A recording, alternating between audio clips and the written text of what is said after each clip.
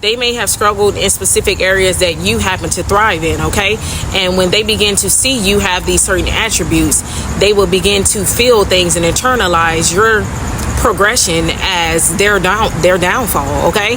So they will basically deprive you of knowing certain things, meaning that they're withholding information from you.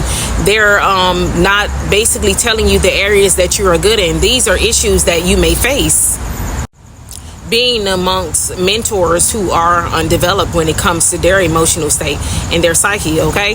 So there are a lot of people, again, like I said, that they are very competitive when it comes to certain things. Also, another thing that you have to understand is when you are a creative person and you are amongst people with certain personalities disorder, this is the reason why I speak so much about narcissism. Narcissism is a personality disorder that people need to be very cautious of, okay? Because they are out there. There are people, these are the kind of people who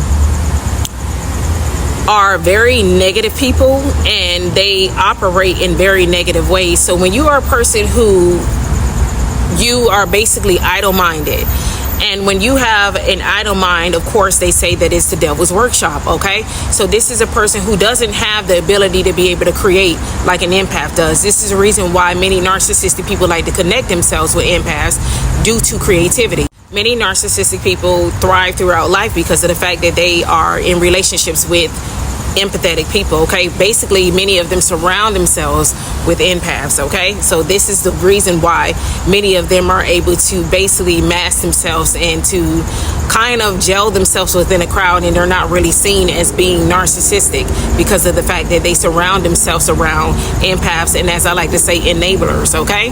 So when you think about the dynamic of the relationship between the narcissist and the empath in many cases, especially when it comes to something that is going to be a positive thing, okay?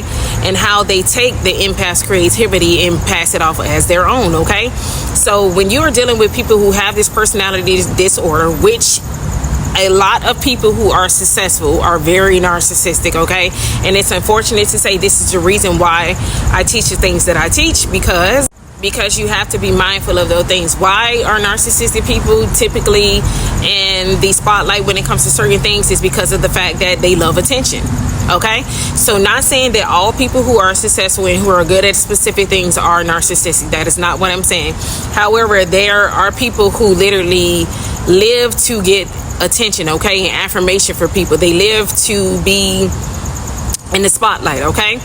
Now, the thing is about it is, these are the kind of people that build themselves off empaths, okay? So if you are an empath, you know that empaths are very creative, okay? Empaths are good when it comes to art. We're good when it comes to music. We're good when it comes to have an ability to be able to see things and to be able to come up with an idea as to what this thing could possibly be, okay?